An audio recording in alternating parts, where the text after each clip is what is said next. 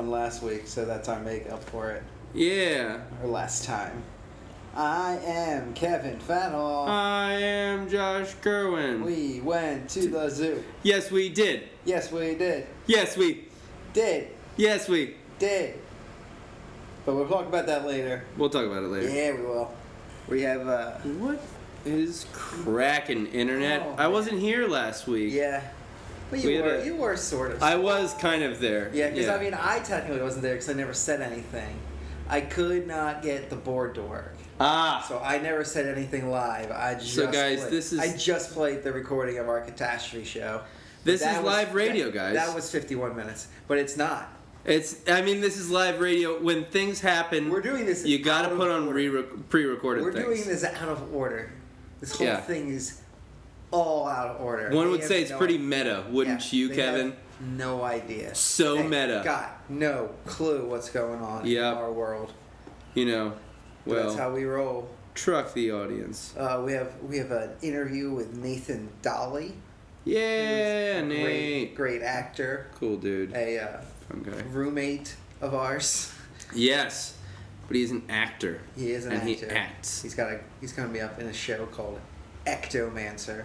Ectomancer. And I decided it's because Necromancer is too scary, and Ecto-Cooler is too delicious. Ecto-Cooler's delicious. So good. So you're going to combine them, Ectomancer. So one would say cool and scary.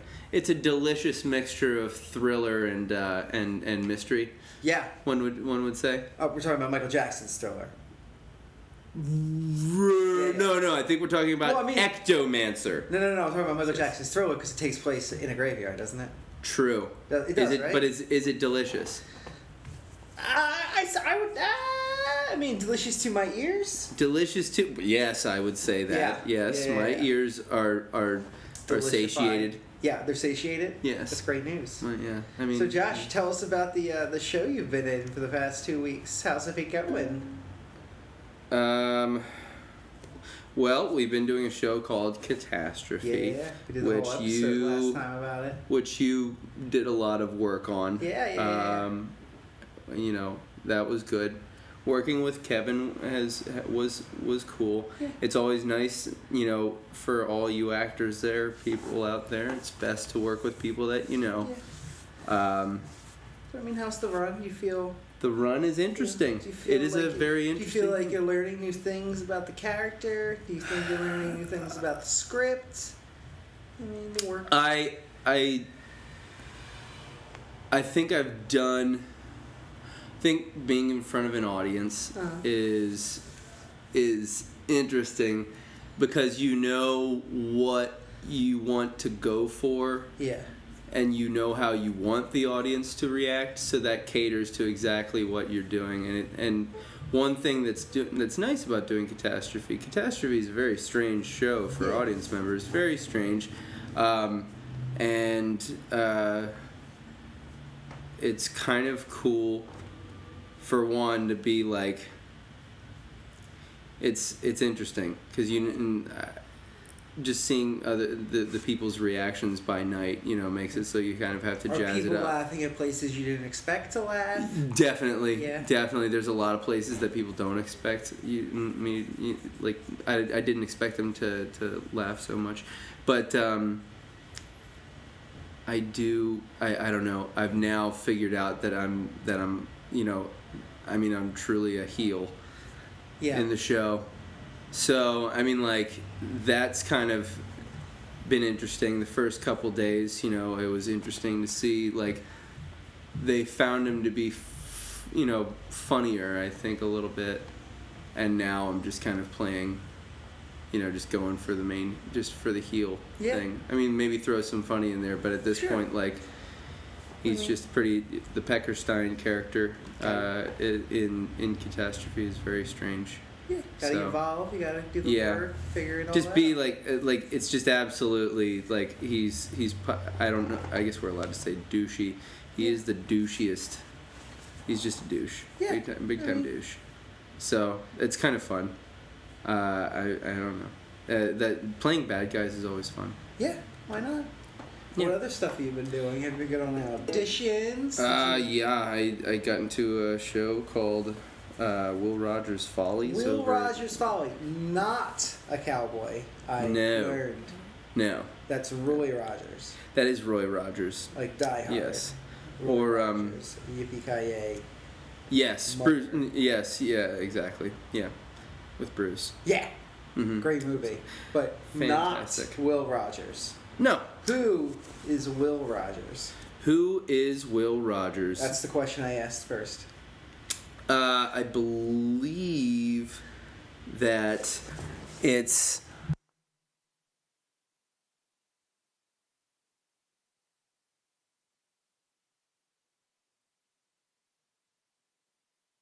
Oh, technical difficulties. Oh, Josh just explained who Will Rogers was, but we lost it, so that's life. Josh, what are you playing in Will Rogers? I'm part of a barbershop quartet. A barbershop quartet, so you cut hair. Yes. I cut lots of hair. Yeah. Do you have a personal favorite way to cut hair? I would say shorter. Shorter. Yeah. Yeah, that's the I like to cut it shorter. Yeah, do you have a barber pole? I don't know yet. I mean, no, we have to talk about the contract.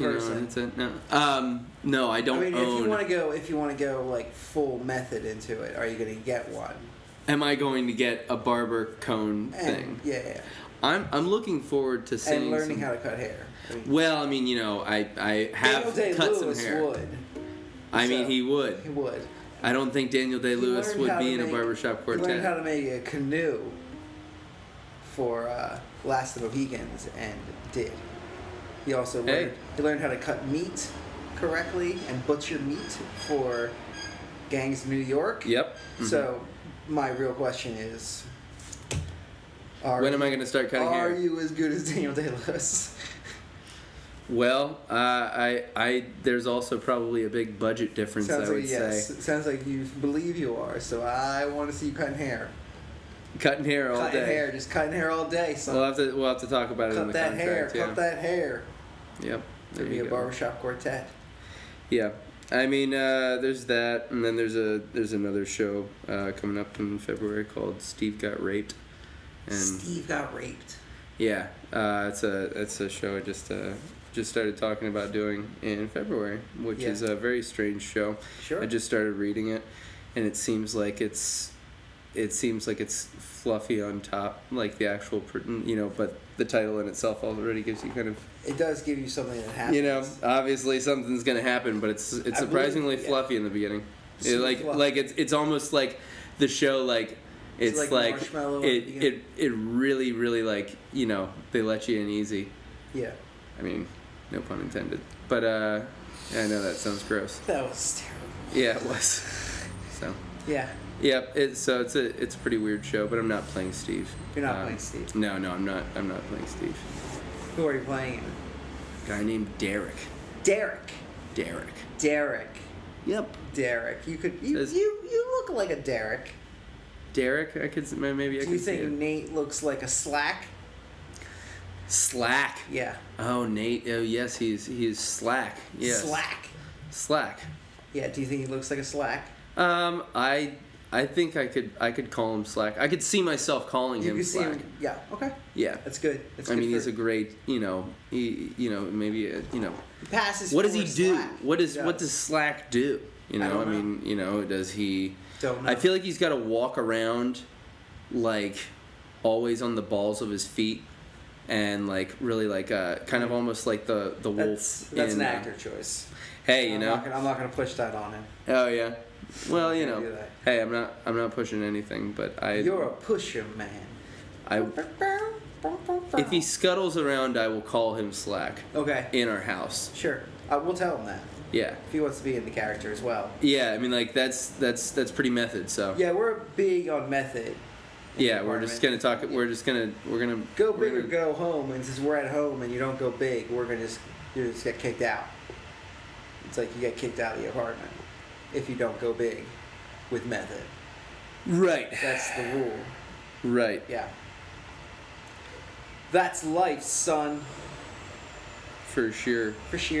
For sure. All right, so we're going to do our interview with Nate Dawley. One of us is going to disappear.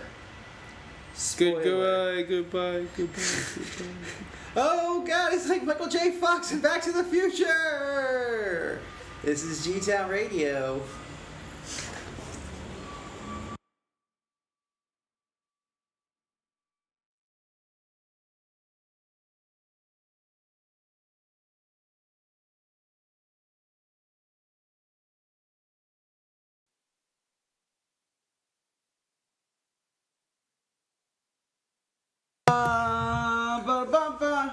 I want to spend my life. Oh, I'm Kevin Fennell.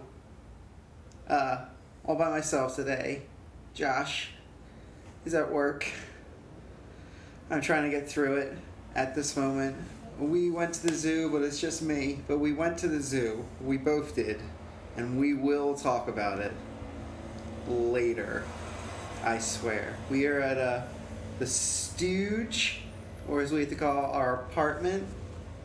And we have a guest here in the Stooge. He came a really, really long distance to get here, so we all thank you. I worked hard. It was physical labors. And your name is? I am Nathan Dawley. Nathan Dawley. That is your name. Welcome to my show that I'm doing without Josh. Thanks, Kevin. Yeah. And Nathan is an actor and dancer in the Philadelphia area. Is that correct? That's true. Philadelphia? Sure. I act and dance all over it. Yeah, well, we actually sent people to one of your shows at a place called Serify. Oh, yes. Yeah. The Mysterious Masked Man. The Mysterious Masked Man. Tell us about it. Oh, The Mysterious Masked Man is an original conception that's been the sort of theatrical shell that I've used for variety shows over a period of years, and this was one of the largest, more ambitious projects to date. Yeah. The Mysterious Masked Man is a superhero whose power is that he wears a mask and nobody knows who he is. Obviously, it's a parody on what real superheroes do. Or, the ones in the movies. Yeah. And you play I play the Mysterious Masked Man, of course. Of course. Well, I have to have an ego to match his. This is method acting, Absolutely. you see. I'm just method acting right now. Did everyone have to call you the Mysterious Masked Man when you were on set? Absolutely. Yeah, I insist on that. It's part of my technique. I mean, that's fair. And people listen because they respond to that sort of egotistical, self-centered draw. Sure. How'd the show go?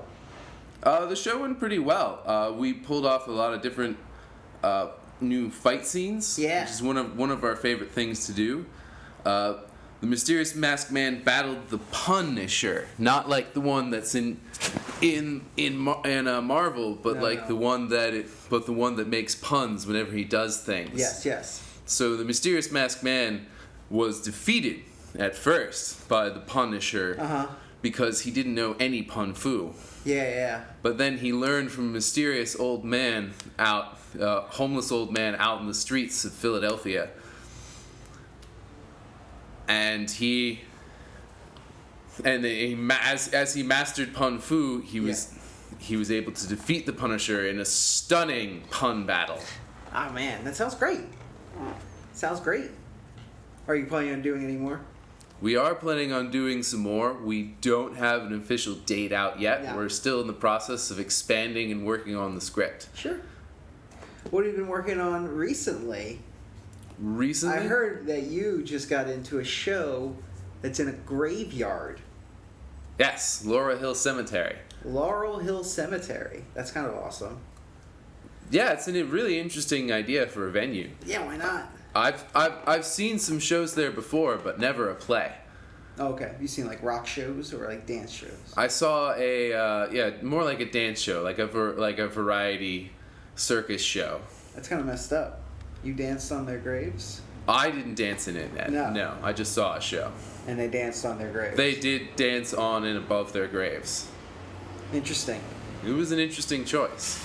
But in this one, we're going to depict things like murder and hauntings. Hauntings and murder? Hauntings and murder. And psychic powers. I don't want to give away too much. No, of course not.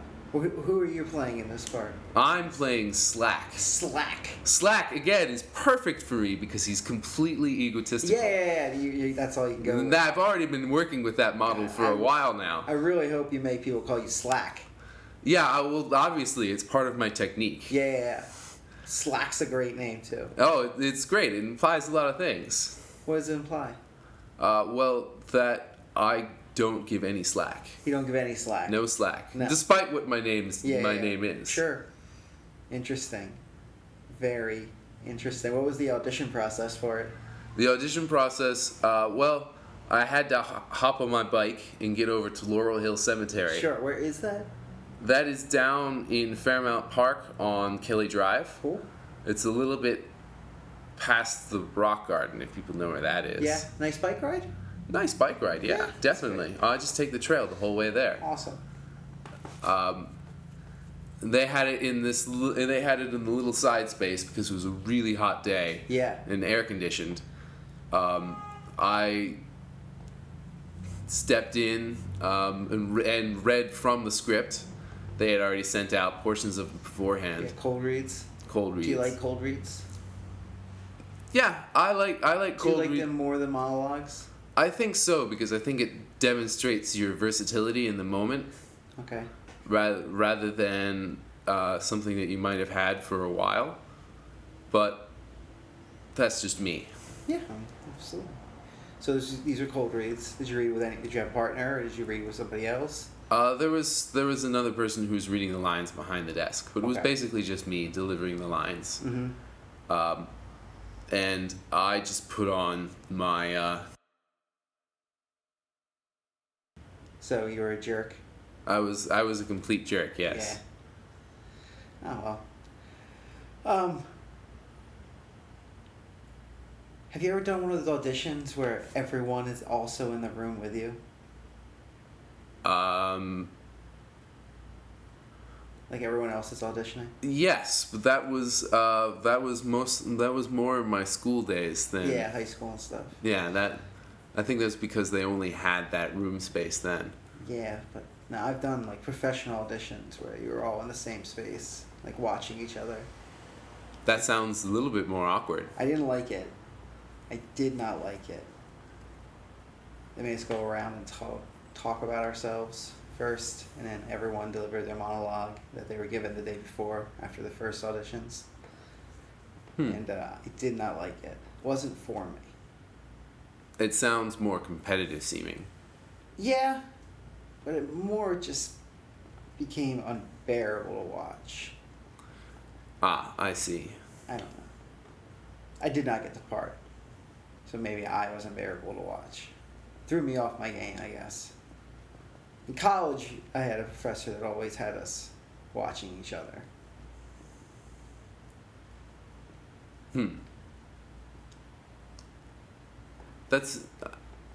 I think it'd be more interesting to,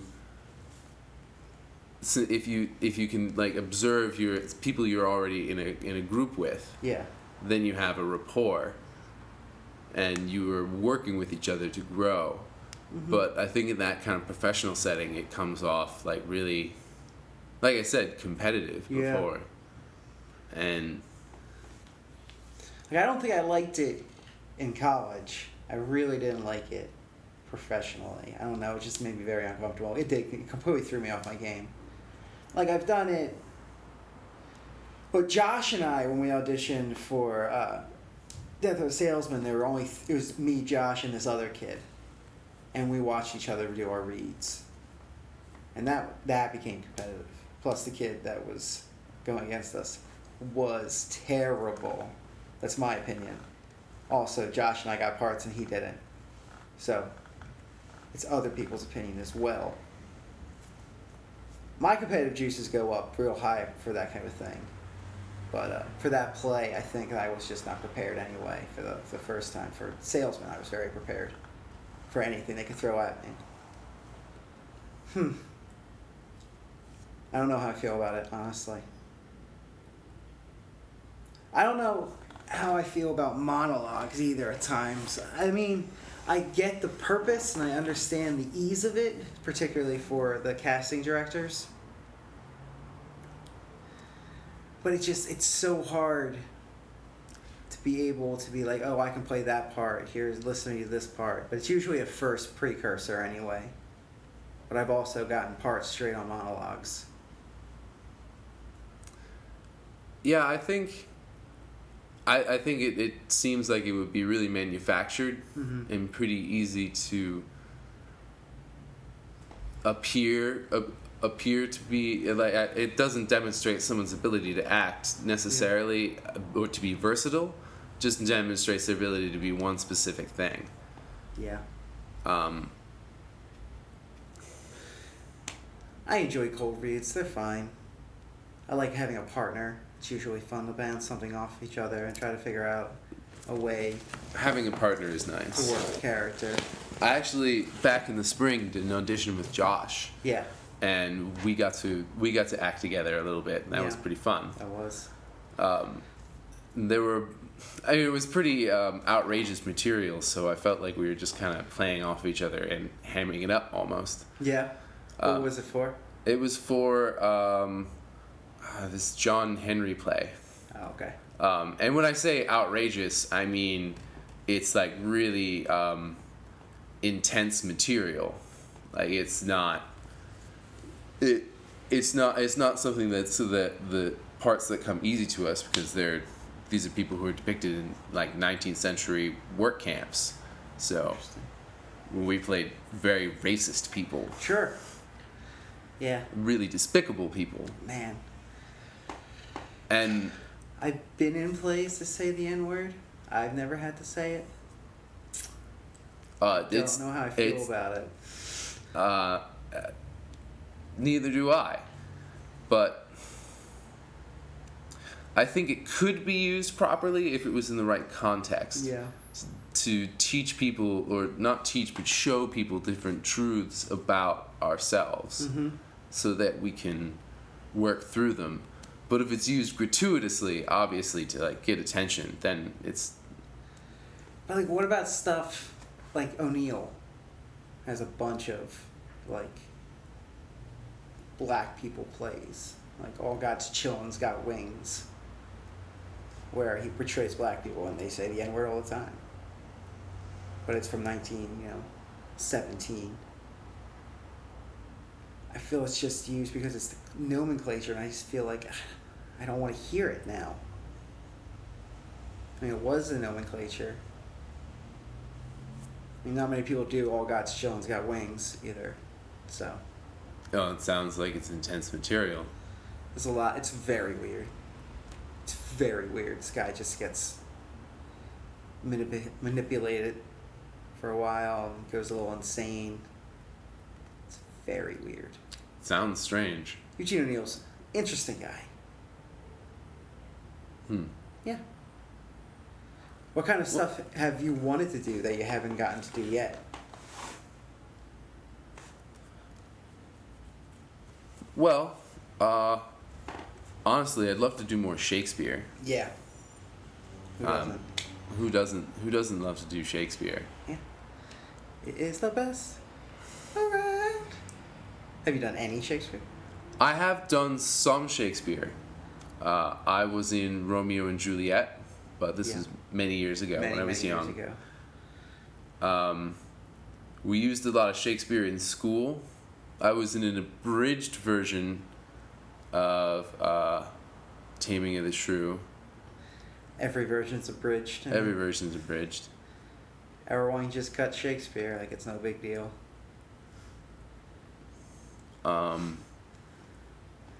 But I haven't done enough, you know? Enough. And it's really interesting, juicy material. And it still stays relevant. Mm-hmm. Have you auditioned for any Shakespeare recently? No, I haven't auditioned for any Shakespeare recently. Although I am eyeing up Titus Andronicus. Yeah. Even though Titus Andronicus is pretty terrible. I mean, it's crazy. And if it's done contextually well, it could be amazing. Like, I know one of my professors in college did it as a comedy, where they straight up, like, were shooting blood at people. Like, they soaked the floor every night with blood. And it was just, like, whoa, crazy. Huh. Because it's such a weird, I don't want to say absurd, but it's just, like, otherworldly in its violence and, like, pretension. Yeah. If you've seen, like, Joy Taymor's Titus, like, that shows, like, how otherworldly and crazy it is. And if you just play that up, it can be really interesting.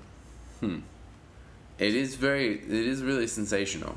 Do you know anybody that's doing it? I haven't seen any audition notices or anything. I don't. It's for some. I forget the name. I was looking on the Theater Philadelphia website. Sure. And I saw.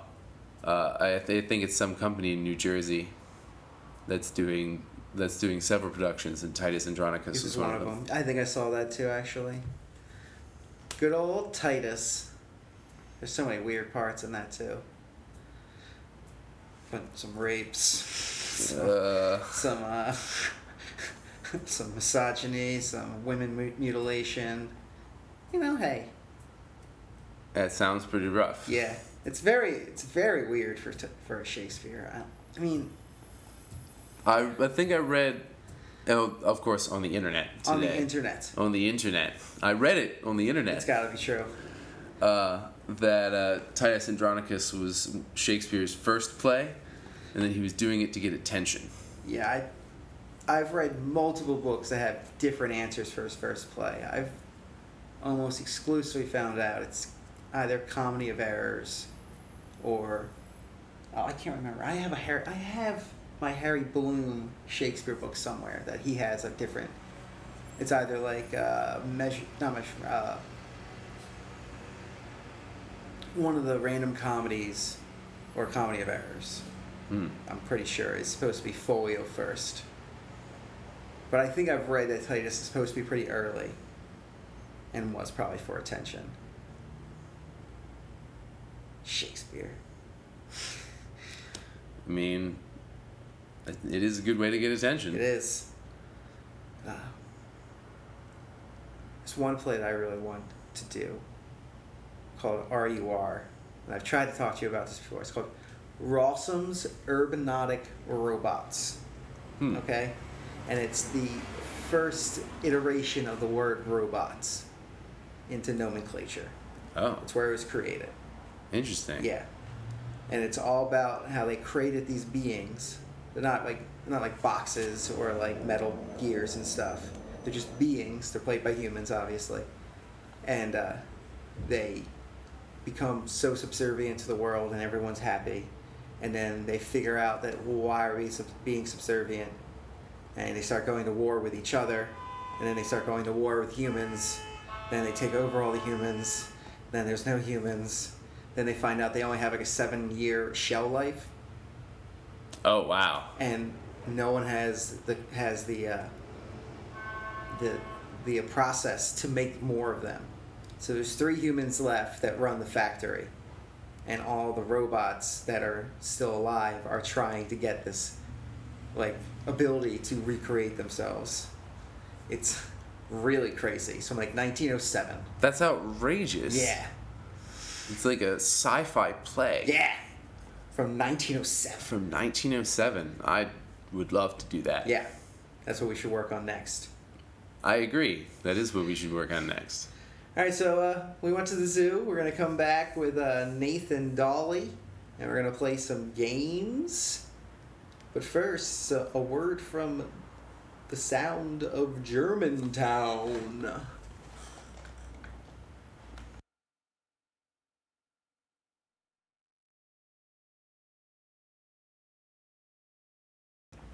One, two, day at the zoo. You ever play that game? 1, 2, day at the zoo? No. No, it's a good game. We used to play in college. You like make a face, so you had to pick an animal. So I'd be like a monkey, so be monkey, and you'd be like crane, like this. And you go 1, 2. I had to do yours my first, then yours second, in that beat, and then you had to bring it back. I do seem to remember doing this sometime. There's another version of it called Thumper, which is just bang like this. 1, 2, Day at the Zoo is more We Will Rock You, because Queen's better than, everything. Anyway, I'm back, Kevin Fennell. We went to the zoo with Nathan? Yeah, great job. Nathan, Dawley, our guest. My guest. No, Josh. He's going to be here eventually. We're going to record the beginning and ending. Just, he's not here to talk to Nathan. I'm sure. Yeah, it'll be okay. So we're going to play some games so that people can win some tickets to Catastrophe. Ooh. Starring Joshua Kerwin in lovely Kensington at the Paper Mill Theater. I've seen that show. Nathan has seen it. What you think, bud? I like that show. Nate liked it. I think the script could have used some editing. Sure. It could have stood to have been a lot shorter. Yeah. But the overall absurdist quality of the show really hit some poignant parts. Like Josh said to me, the play is supposed to make you question whether or not you were one of those terrible people at one point in your relationships. Hopefully you did. I saw a few residences in my life, for sure. There you go. So check out Catastrophe. We're going to play for somebody eventually. First, we're going to play some warm-up games. Just get Nate in the mood. Nate has actually been on the show twice where we recorded him, but not actually on the air. He is our test sample. And they were excellent times. Excellent times. He's played the new game. The episodes were too good to put on the air. Too good to put on the air. We wanted to save them for ourselves. So, too bad. Secret content. Yeah, great content. And you'll never hear it. So, take that. Anyway, so Nate, first game we're going to play, everyone's favorite game that I've made up, called Find the Facical. Alright, so the 4 musicals, one of which is made up by me. 4 musicals are A Dangerous Maid, B, Hands on a Hard Body, C, Don't Bother Me, I Can't Cope, and D, A Hard Rain's Gonna Fall. Wow. Yeah. Those are all of my choices. Yep. Don't Bother Me, I Can't Cope, Hands on a Hard Body, A Dangerous Maid, and A Hard Rain is Gonna Fall. Those are. One of them is fake. Can you believe that? They all sound like real musicals, right? They all sound like... Man, don't you want to see all those songs sang? What do you think the titular song of A Dangerous Maid is like? She's got a gun, she's got a mop, she's a dangerous maid, a dangerous maid, a dangerous maid. You'd expect that she'd have some kind of a solo right there. Yeah, she would probably come in. I'm so dangerous, dangerous. You think it's a rock musical? Oh, was that rock? I mean, I thought that was just singing. It just seemed like a rock and roll kind of. I mean, it's possible. I can't remember when it was made. It's probably the 50s, so I would rule out the rock part. A Dangerous Maid almost sounds real. I think it's not a dangerous maid. Yeah. And I think A Hard Rain's Gonna Fall also sounds like it's real. Yeah. For some reason. If it was a soft rain, you'd be like, nope. The I Can't Cope one seems... Don't bother me. Don't bother me. Comma. I can't cope. But it's almost too good to be true. Yeah. What was the other one? Hands on a Hard Body. That one also almost seems too good to be true. Yeah. I think it has to be Don't Bother Me, I Can't Cope. That's the facical? Yeah. Sorry. It is A Hard Rain's Gonna Fall. Oh my goodness. is The Fakesicle. I made that up. That is a Bob Dylan song. Hard Rain's Gonna Fall. Well, that one... That it's probably going to be a musical via some mysterious law written on the internet. If Josh was here, he would do his sound right now, and you would love it. Oh. Is a pew, pew, pew, pew. Oh yeah, I've been treated to that sound. He's great. He's so good at it, but he's not here right now. Which is fine. It's fine. It's gonna be okay, Kevin. All right. So the next game is a little game called "How Long Did It Run?" All right. So you got to get within 100 while guessing how many performances a show ran on the Broadway. This is New York's Broadway. In the secret content, I definitely won that game last time. Great. I'm sure everyone believes you since they've never heard it. Anyway, so in the secret content, I also know that you once starred in You're a Good Man, Charlie Brown. That's true. Playing what character? Snoopy. My debut role. Do you know who originated the part of Charlie Brown on Broadway? No. Gary Berghoff from MASH. No kidding. He played Radar O'Reilly in MASH. Fact. No You're kidding. welcome. Huh. So, within 100, how many performances did Your Good Man Charlie Brown play on Broadway? It was a hit. It was definitely a hit. If only I knew how long things ran on Broadway. Sure. I mean, I'm gonna go. I believe in the secret content. Somebody said like 50 for Cats. Yes, and someone did. And they knew it ran for 20 years. So I guess they assumed that Cats only performed once, twice a month, or a year. But no, that's not how Broadway works. I'm going to use the same answer used from the secret content. Sure. 1,000. 1,000, he says. He is incorrect. It is 1,597. 1,597? Yeah. People love Charlie Brown. They sure did. You know what happened to Charles Schultz after he retired? What happened to Charles Schultz? He died. The day after he retired. Wow. Yeah. He was really dedicated to Charlie Brown. He was so dedicated. All right, so for the final game, we're trying a new game called Wikilium Shakespearepedia, where I'm going to read the Wikipedia entry for a Shakespeare play without using names and just using pronouns. And we're going to see how long it takes Nate. We're going to time. It's going to be 2 minutes we're going to give him. And how long it takes him is who's going to win the prize. So we're going to go for something a little easier.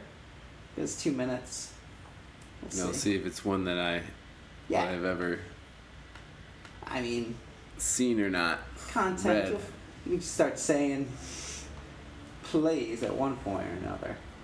Let's go. See if I have an encyclopedia of Shakespeare plays in my head. Yeah, put it in your dome piece. It might. All right. I gotta get the clock ready. If I can find the clock. I found it, guys. Don't worry. I was worried. Oh, Nate, don't be worried. It's gonna be okay. So, I'm gonna set the clock as I speak aloud everything I'm doing, because I'm great at this job. Are you ready, Nate? Yes. Go. Okay, a guy, he's a rich and dissolute gentleman, complains to his friend, an ensign, that the friend has not told him about the secret marriage between the friend and a girl, the daughter of a senator. And this girl married this other guy. So he's upset. So the first guy is very upset because he loves the girl and asks the girl's dad for his marriage. Okay? So the guy that the girl actually married, the friend hates this guy. So, for being promoted above him in the army. So, the friend who's being complained to tells the complainer that he plans to use the guy that got married for his own advantage. The guy's being complained to convinces the complainer to wake the girl's father and tell him and tattle on him about their marriage. And while the complainer goes to find the guy that gets married and tell the father he's coming for him. Any ideas?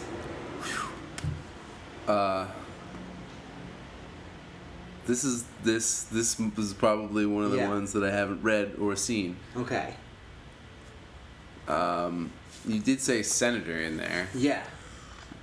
I'm assuming that wasn't a misnomer. And the manipulation of one guy for another guy. So that's Act 1. Act 2, everyone shows up to find a storm has destroyed the fleet, and the one guy who got married orders a general celebration and leaves to spend private time with his new wife. It's either Julius Caesar or Antony and Cleopatra. Nope. No? All right. It was Othello. Othello. Man. So we're going to try again. See what we can do. That's here. rough. It was tough. I should have known that was Othello. You should have, if you weren't so terrible. If I wasn't so terrible. Okay. So we're going to try this one. We're going to restart the clock. See how this works. William Shakespearepedia. All right. Are you ready? Nate. Ready. What the heck? Okay. So this girl, the eldest daughter of this guy, is notorious and thought no man would ever wish to marry her. On the other hand, two guys really want to marry her sister. This is Taming of the Shrew. Taming of the Shrew, and you got it in 19 seconds. So it's going to be number 19 on our fan list. Taming of the Shrew. Great job, Nate. Thanks for picking that one. Yeah.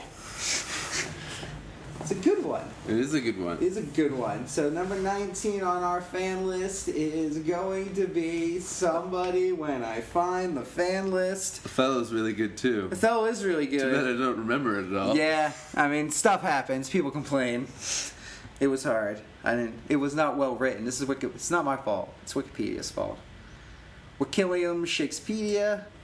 It's a work in progress. But I want to thank Nate for being here. I thought we had a really great time. We missed Josh. Mary Yukovich is number 19. She won tickets to Catastrophe. Congratulations, Mary. Mary Yukovich. Go see Catastrophe in Kensington. That's going to be our show for right now. We're going to time travel to when Josh is here. And we're going to finish up. But thanks for being here, Nate. Thank you. And we went to the zoo.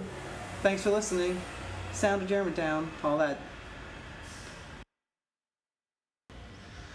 Time travel! Bow, bow, bow! Because guess who's back? I'm Josh Kerwin. He's back!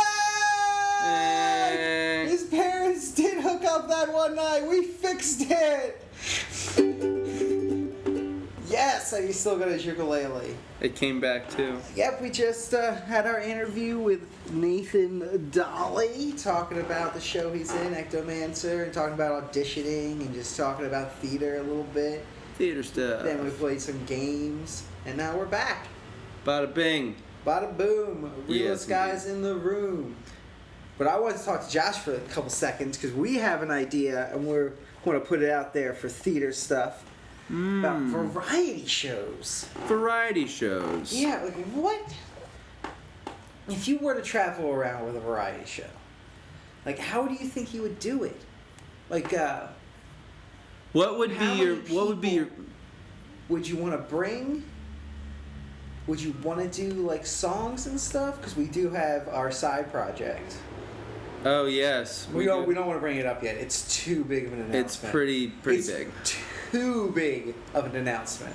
Yes. But let's just say it's nothing to pluck with. It's nothing to pluck with. But we're not gonna go any further than that. No. But yeah, that's the thing I've been working on. Cause we have the outline.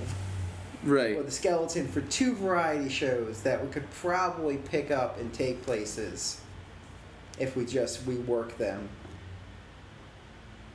They are. It is an interesting idea. We've been thinking about that. If you guys have any interesting ideas, or if you want to just leave something funny that we'll laugh at, you can go to our website, Facebook page at We Went to the Zoo. Just look that up. We went to the zoo at Gmail.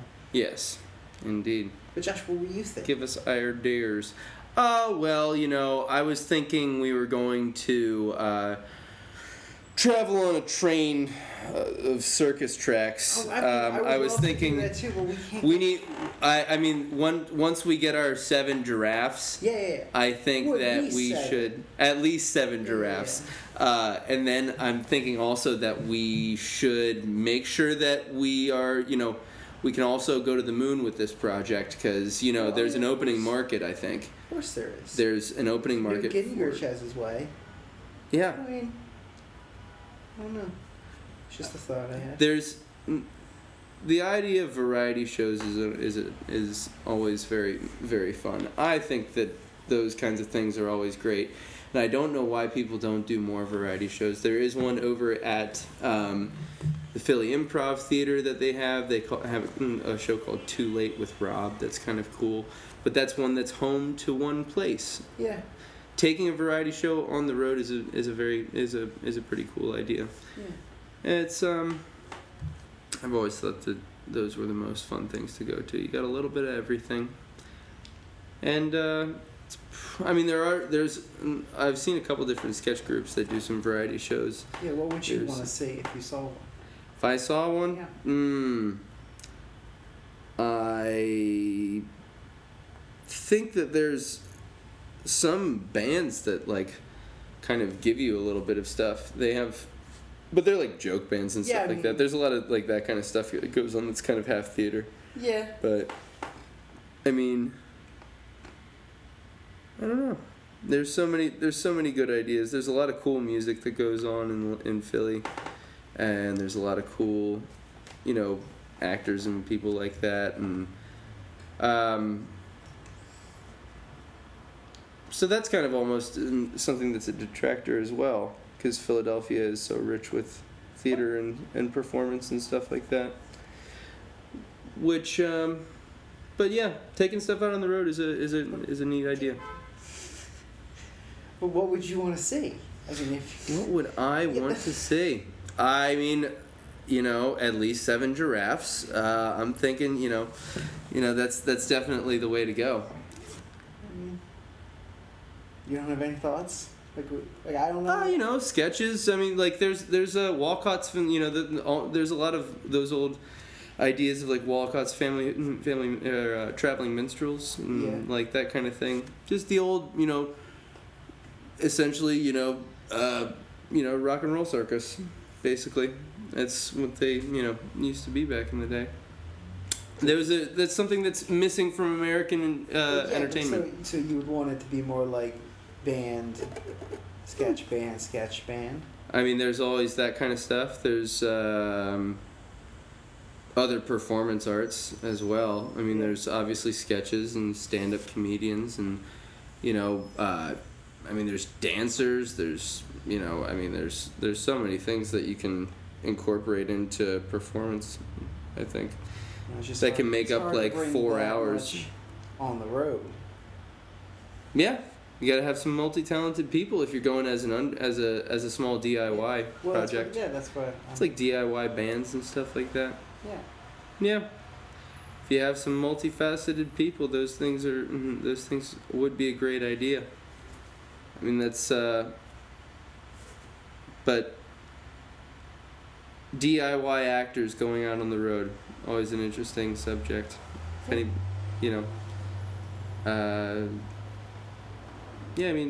those are pretty cool shows when I've seen them before. I mean, they have like sketch comedy, festivals and things like that. You can incorporate that with tours of variety shows. Yeah. There's one that happened up in Montreal, I believe, recently. That the amazing. There's a sketch group of 2 people that were very talented that played at the Too Late with Rob. Mm-hmm. And they were talking about going to different festivals and stuff like that. It's kind of how you fuel a tour and how you do it. I mean, I think that's an American style of traveling entertainment that people haven't really that people haven't gone back to for some odd reason. Sure. Yeah. All right. So that was just something to talk about. Yeah. To end our show. Yeah. Food for thought. Thoughts on the Troubadour. Yeah. I want to thank Nathan Dawley for talking to us. I'm Kevin Fennell. I'm Josh Kerwin. And we went to the zoo on G-Town Radio. Ah, we didn't talk about the zoo. We didn't. So many things. But we'll see you next time. Bye-bye.